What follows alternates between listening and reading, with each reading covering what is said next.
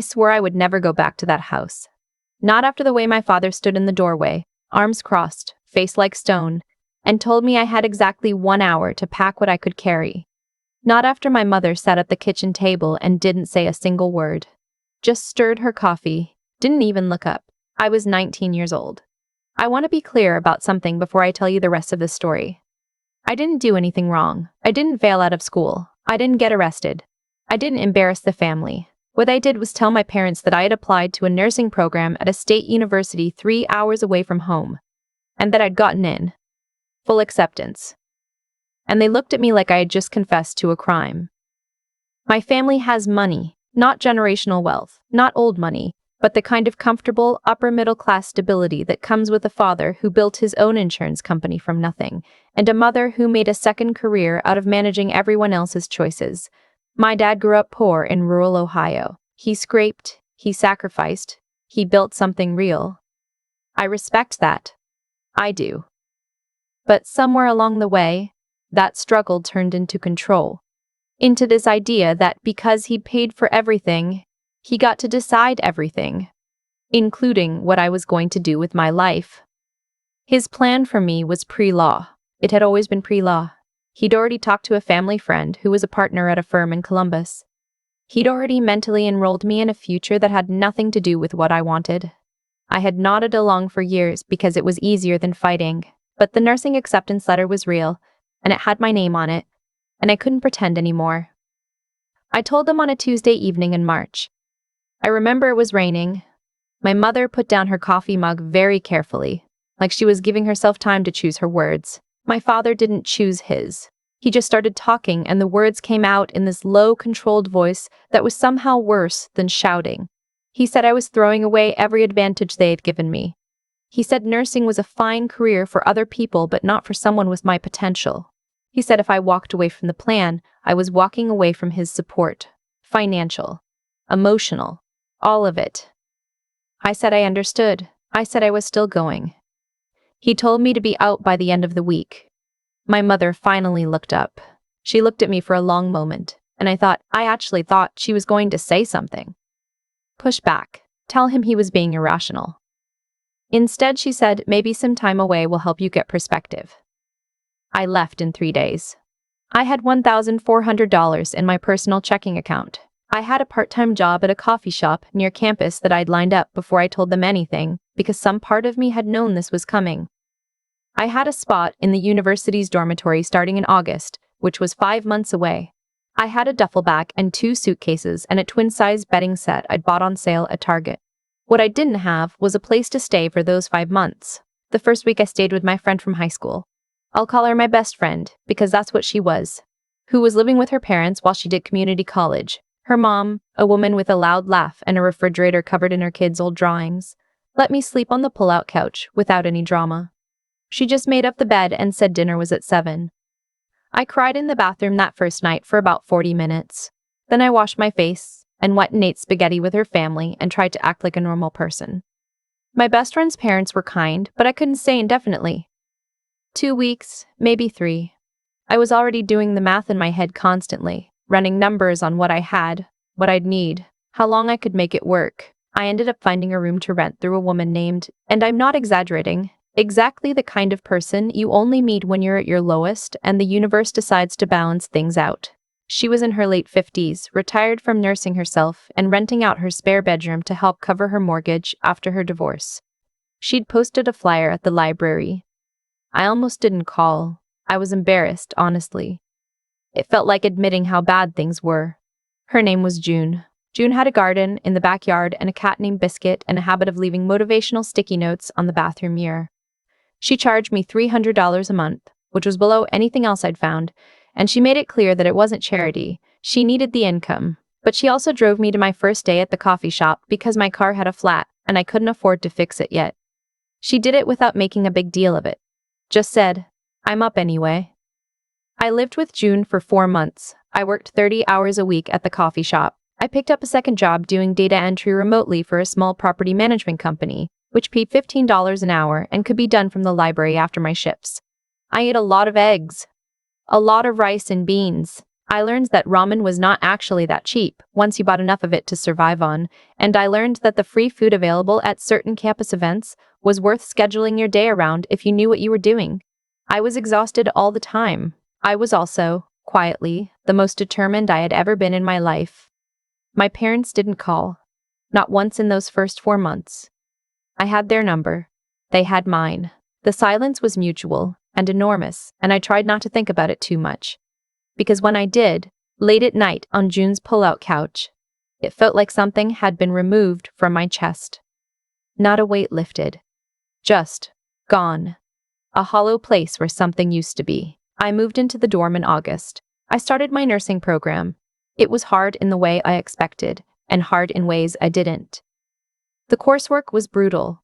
Clinical rotations were exhausting and sometimes heartbreaking. I failed a pharmacology exam my second semester and spent a weekend convinced I had made a catastrophic mistake, that my father had been right about everything. I called my best friend at midnight and she talked me off a ledge and told me to study the drug classifications one more time and stop catastrophizing.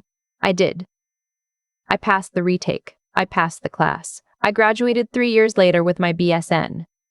No family in the audience. My best friend came and June drove 3 hours to be there, which I didn't even know she was going to do, until she was standing in the lobby in a blazer with a bouquet of flowers that were slightly wilted from the drive.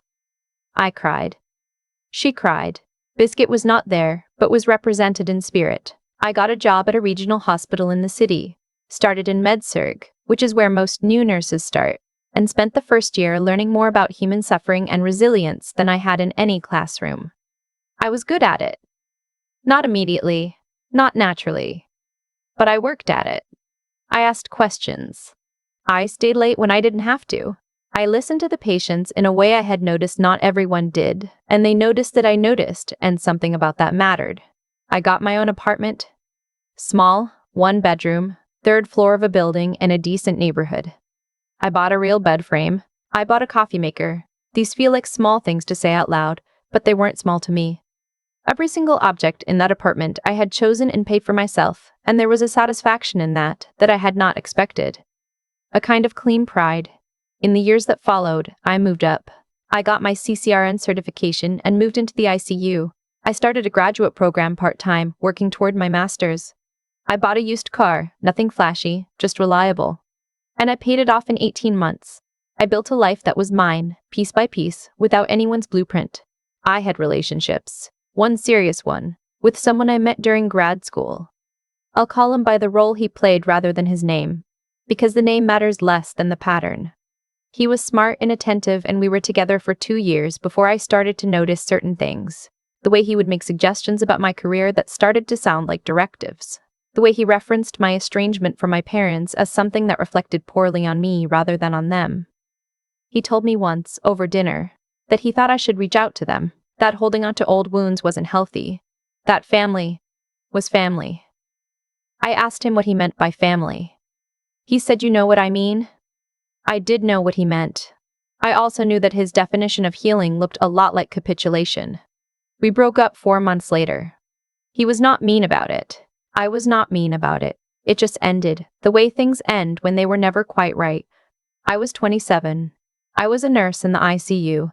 I was paying my own rent, managing my own 401k, had no debt except my graduate school loans, which were on a reasonable repayment schedule. I had a life that I had built from nothing. From a duffel bag and $1,400, and a pull-out couch in a house that smelled like Biscuit the cat. My parents had been silent for 8 years, and then, on a Thursday in February, my phone rang with a number I still had saved in my contacts under Dad Home. I stared at it for 4 rings. I didn't answer. He called again the next morning. And the morning after that. On the 4th call I picked up. He sounded older. That was the first thing I noticed. Not frail, not sick, just older.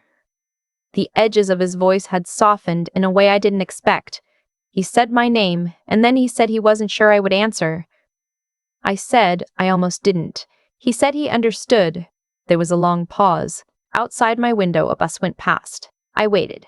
He said that my mother had been diagnosed with early-stage Parkinson's disease 6 months ago. He said that managing the house, the finances, everything, it was more than he had anticipated. He said my younger brother, who I had not spoken to in almost as long, had moved across the country and was not in a position to help. He said he wasn't calling to ask for anything specific. He said he just thought I should know.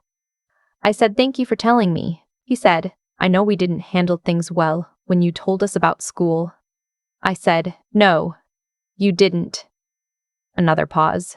I could hear him breathing. He said, "Your mother asks about you." I didn't say anything to that. I let the silence sit there between us and do its work. We spoke for 20 minutes. When I hung up, I sat at my kitchen table for a long time without moving. I thought about my mother stirring her coffee. I thought about June showing up at my graduation with wilted flowers. I thought about the difference between those two women and what that difference meant, and I let myself feel it fully for once instead of packing it away. I talked to my therapist that week. She asked me what I wanted, not what was expected. Not what would look forgiving or look strong, but what I actually wanted. I sat with that question for a long time. The answer was complicated. I didn't want to pretend the 8 years hadn't happened. I didn't want to perform a reconciliation. I didn't feel. I also didn't want to spend the rest of my life carrying the weight of a door that I kept choosing to leave closed simply because opening it was scary. I called my dad back 2 weeks later. I said I was willing to be in contact. I said there were conditions. I said this was not negotiable. And I was going to say it once, clearly. And he was going to listen without interrupting. He listened. I said I would not be pretending the past didn't happen. I would not be absorbing any commentary about my career choices or my personal life. I would visit twice a year, holidays if the visits went well, and those visits would not be occasions for relitigating old decisions. If at any point either of them made me feel the way they made me feel at 19, I would leave and I would not come back. I also said I was willing to help with my mother's care coordination. Not financially. I was comfortable, but I wasn't going to be their solution to that. But I could use my nursing knowledge to help them navigate the medical system, understand her treatment plan, communicate with her care team. That was something I could offer that had real value, and I was offering it not because I owed them anything, but because I was choosing to. My father said, "That's more than we deserve." I said, "Yes, it is." I want you to understand something about that moment. It wasn't triumphant. I wasn't standing in front of a window with light coming through dramatically, feeling vindicated. I was sitting at my kitchen table in yoga pants with a cup of tea that had gone cold, and I felt tired. Mostly tired. But underneath the tired, there was something else. Solid. Like I had drawn a line in the ground with something permanent, and the line was mine, and nobody was going to move it. I flew home for Thanksgiving that year. The house looked smaller than I remembered. My mother met me at the door and she hugged me for a long time, and I let her, even though it was complicated to let her. My father shook my hand and then, after a moment, hugged me too. We ate turkey. We talked about careful things. At one point, my mother started to say something about how different things might have been and I said gently but clearly, "I don't think we need to go there today." And she stopped, and we moved on. It wasn't a movie ending. Nobody cried and said everything they'd always wanted to say. Nobody made big declarations. The visit lasted 2 days. It was awkward in patches and normal in others. When I drove to the airport, I sat in the rental car for a few minutes before I started the engine. I felt something I didn't have a clean word for. Not forgiveness exactly. Not closure. Something more like, I had walked back into the room and looked at everything clearly, and I had not fallen apart, and I had not lost myself, and that was enough. That was actually enough. June is still in the same house.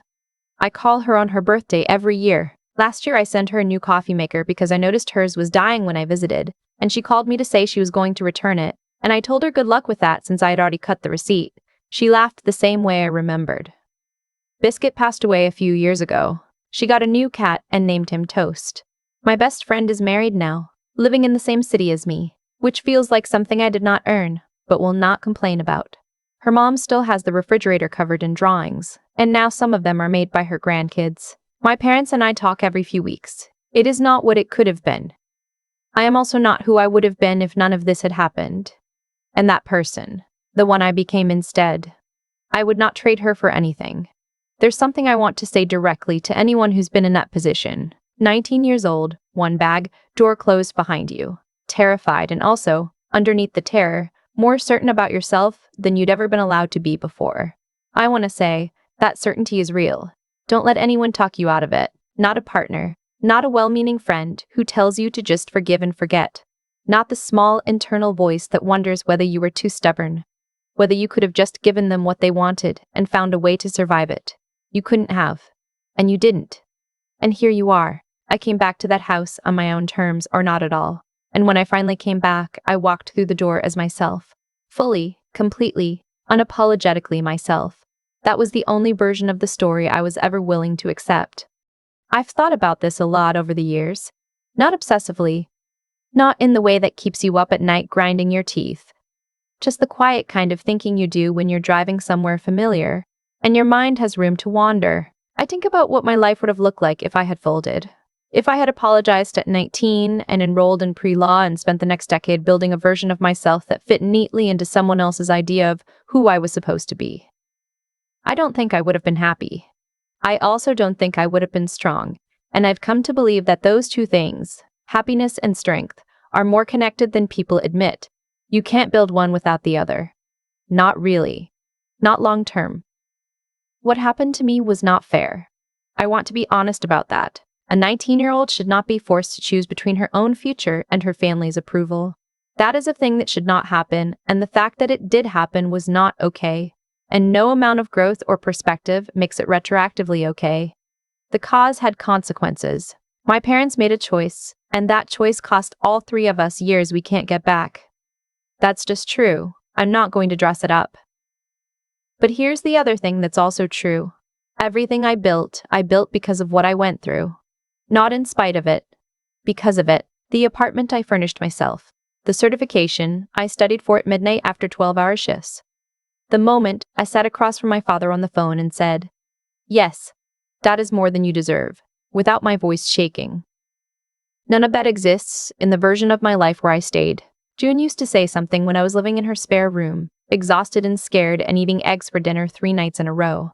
She'd say, "The work you do when nobody's watching is the only work that actually counts." She wasn't talking about nursing. She was talking about character. About what you do with the hard thing when the hard thing is right in front of you and there's no audience and no applause and no guarantee it gets better. I chose to do the work, not because I was exceptional, not because I had some rare reservoir of willpower that other people don't have. I did it because the alternative, becoming someone who gives up on herself to keep the peace, was the one outcome I could not accept. That clarity was my compass when I didn't have anything else. That's what I want to leave you with. Not a formula. Not a list of steps. Just this: the person you become when no one is helping you is the truest version of you that exists. Protect her. Invest in her. Don't trade her for anyone's approval. Not a parent's, not a partner's, not anyone's. She's the only one who will still be there at the end of every single day, and she is worth every hard thing you went through to find her. I came back to that house on my own terms. That was the only ending I was ever willing to write.